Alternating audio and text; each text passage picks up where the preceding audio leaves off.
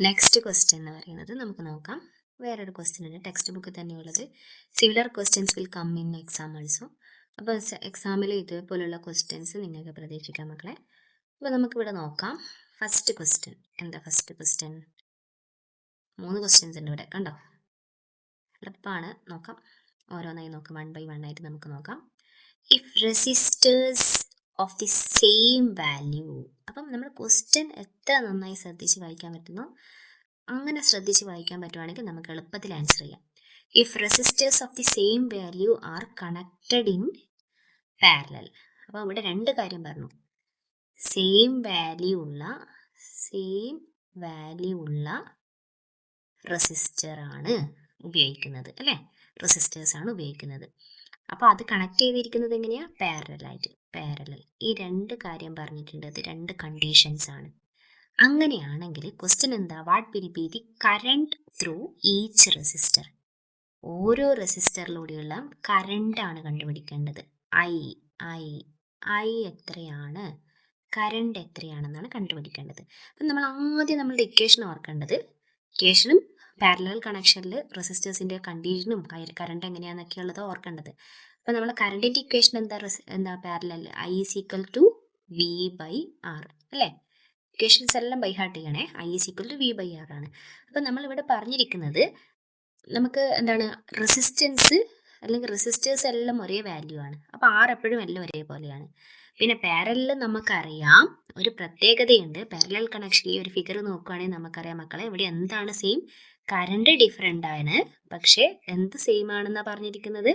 Voltage same ആണെന്നാണ് പറഞ്ഞിരിക്കുന്നത്. V എന്താണ്? പാരലൽ എപ്പോഴും സെയിം ആണ്. അതാണ് നമ്മൾ വീട്ടിലൊക്കെ എന്തെന്ന് പാരലൽ കണക്ഷൻ ഉപയോഗിക്കാനുള്ള മെയിൻ കാരണം എന്ന് പറയുന്നത് വോൾട്ടേജ് സെയിം ആണ്. അപ്പോൾ എല്ലാം ഒരേ പൊട്ടൻഷ്യൽ ഡിഫറൻസ്, ഒരേ വോൾട്ടേജിൽ നമുക്ക് എല്ലാ ഡിവൈസും പ്രവർത്തിപ്പിക്കാൻ വേണ്ടി പറ്റും. വീട്ടിലെ ബൾബാണേലും ഫാൻ ആണേലും ഫ്രിഡ്ജ് ആണേലും. അപ്പം അതുകൊണ്ട് തന്നെ വോൾട്ടേജ് സെയിം ആണ് പാരലൽ, അല്ലേ?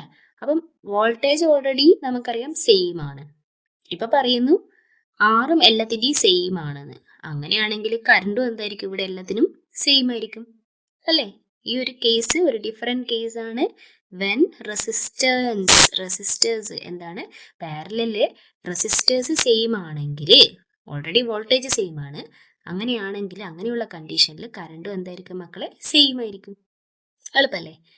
ചിന്തിച്ചാൽ മാത്രം മതി, പഠിച്ച കാര്യങ്ങൾ ആൻസറിലേക്ക് എത്താൻ വേണ്ടി പറ്റും. നെക്സ്റ്റ് ക്വസ്റ്റ്യൻ നമുക്ക് നോക്കാം. നെക്സ്റ്റ് ക്വസ്റ്റ്യനിൽ എന്താ മക്കളെ പറഞ്ഞിരിക്കുന്നത്? എന്താ പറഞ്ഞിരിക്കുന്നത്? What is the effective resistance? അപ്പോൾ ഇവിടെ എഫക്റ്റീവ് റെസിസ്റ്റൻസ് ആണ് when 510 ohm resistors are connected in parallel. എന്താണ് നമുക്കിവിടെ എന്താണ് എഫക്റ്റീവ് റെസിസ്റ്റൻസ് കണ്ടുപിടിക്കേണ്ടത്? ഇതും പാരലലിൻ്റെ ക്വസ്റ്റ്യൻ ആണ്. എഫക്റ്റീവ് റെസിസ്റ്റൻസ് R = എന്താ ഇവിടെ കണ്ടീഷൻസ്? 5 എത്ര ഓം റെസിസ്റ്റേഴ്സ് ഉള്ളത്? എത്രയുള്ളൂ? 10 ഓം റെസിസ്റ്റേഴ്സ് ഉണ്ട്. 5 റെസിസ്റ്റേഴ്സ് ഉണ്ട്, അതിൻ്റെ ഓരോന്നിൻ്റെയും വാല്യൂ 10 ഓം ആണ്. അങ്ങനെയാണെങ്കിൽ പാരലലായിട്ട് അവ കണക്ട് ചെയ്യുകയാണെങ്കിൽ അതിൻ്റെ എഫക്റ്റീവ് റെസിസ്റ്റൻസ്, അപ്പം നമുക്കിങ്ങനെ എല്ലാം പറഞ്ഞാൽ എളുപ്പം നമുക്ക് ഇക്വേഷൻ ഉണ്ട്. 1/R1 + 1/R2 എന്ന് കാണുന്നതിന് പകരം നമുക്ക് എന്ത് ചെയ്താൽ മതി മക്കളെ? എന്താ ചെയ്താൽ മതി എന്നാ പറഞ്ഞത്? Yes, R/N. നമുക്കുള്ള ഇക്വേഷൻ ആണിതെന്ന്, R/N. അപ്പോൾ ഇവിടെ എത്ര R തന്നിരിക്കുന്നത്? ഓരോന്നിൻ്റെ റെസിസ്റ്റൻസ് എന്ന് പറയുന്നത് 10 ആണ്, അല്ലേ? 10 ആണ്. എത്ര നമ്പർ ഓഫ് റെസിസ്റ്റർ ഉണ്ട് എന്നാണ് പറഞ്ഞിരിക്കുന്നത്? 5. ക്വസ്റ്റ്യനിൽ തന്നെ എല്ലാം ഉണ്ട് ആൻസർ. 5 റെസിസ്റ്റേഴ്സ് ഉള്ള. അപ്പോൾ 10/5 എത്ര കിട്ടും? 2 ഓം. എത്ര എളുപ്പം ആൻസർ കിട്ടുന്നത് നോക്കിയാൽ 2 ഓം കിട്ടി. എളുപ്പമല്ലേ?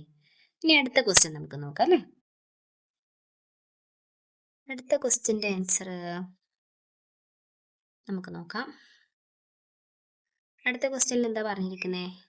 Find the effective resistance. ഇവിടെ എഫക്റ്റീവ് റെസിസ്റ്റൻസ് ആണ് of the arrangement given in the figure. കണ്ട, അറേഞ്ച്മെന്റ് ഗിവൻ ഇൻ ഫിഗർ. ഇവിടെ എന്ത് അറേഞ്ച്മെന്റ് ആണെന്നൊന്നും പറഞ്ഞില്ല. അപ്പം നമുക്ക് നോക്കണം, ഫിഗർ ഒബ്സർവ് ചെയ്യാം നമുക്ക് ആദ്യം.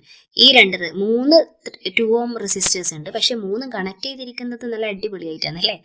ആദ്യത്തെ 2 നോക്കുവാണെങ്കിൽ ഈ ഒരു 2 റെസിസ്റ്റേഴ്സ് നോക്കുവാണെങ്കിൽ നമുക്കതിന് പേര് കൊടുക്കാം, അല്ലേ? എന്നാൽ എളുപ്പം മനസ്സിലാവും.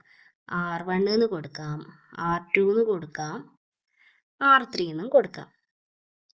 അപ്പം R1ഉം R2ഉം കണക്ട് ചെയ്തിരിക്കുന്നത് എങ്ങനെയാണ് മക്കളെ? കണ്ടാൽ തന്നെ മനസ്സിലാവും എന്താണ് ഒന്ന് അടുക്കിയിട്ട് വെച്ചിട്ടുള്ളത് അല്ലേ? അത് രണ്ടിനോടും സീരീസ് ആയിട്ടാണ് 2 ഓം കൊടുത്തിരിക്കുന്നത്. അപ്പം ഇതാണ് മനസ്സിലാക്കുക എന്നുള്ളതാണ് ആദ്യത്തെ ടാസ്ക് എന്ന് പറയുന്നത്. അപ്പം ആദ്യത്തെ R1ഉം R2ഉം എന്ത് കണക്ഷനിലൂടെ കൊടുത്തിരിക്കുന്നത്? പാരലൽ ആയിട്ടാണ്. അപ്പോൾ പാരലൽ ആയിട്ടുള്ള ആദ്യത്തെ എഫക്റ്റീവ് റെസിസ്റ്റൻസ് കാണുക. ഇത് നോക്കണ്ട, ഈ മൂന്നാമത്തത് അവിടെ നിൽക്കട്ടെ. നമുക്ക് ഈ രണ്ടെണ്ണത്തിന്റെ മാത്രം എഫക്റ്റീവ് റെസിസ്റ്റൻസ് കാണാം പാരലൽ ആയിട്ടുള്ളത്. അപ്പോൾ പാരലൽ എന്ന് പറയുമ്പോൾ നമ്മൾ ഓൾറെഡി പഠിച്ചു എന്താ 1/R1 + 1/R2 ആണ്.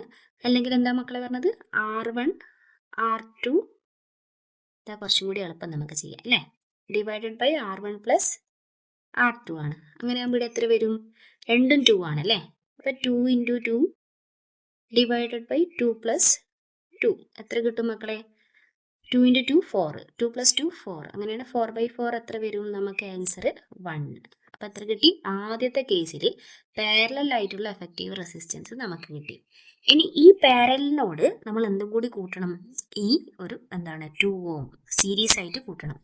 അപ്പോൾ എന്താ നമ്മളിപ്പം ഈ കിട്ടിയത് പുതിയതിനെ നമുക്ക് വേണമെങ്കിൽ എന്ത് വിളിക്കാം? ഒരു R4 എന്തെങ്കിലും വിളിക്കാം, വെറുതെ ഒരു മനസ്സിലാക്കാം.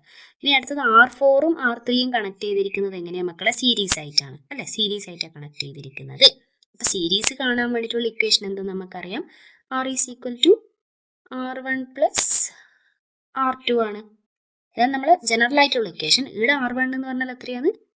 R3യും R4ഉം ആണ് അല്ലേ? R3യും R4ഉം ആണ്. ഇപ്പൊ നമുക്ക് കിട്ടിയ R4 എത്രയാണ് മക്കളെ? 1 ആണ്. R4 1ഉം R3 ഇവിടെ എത്ര തന്നിരിക്കുന്നത്? 2 ഓം ആണ്.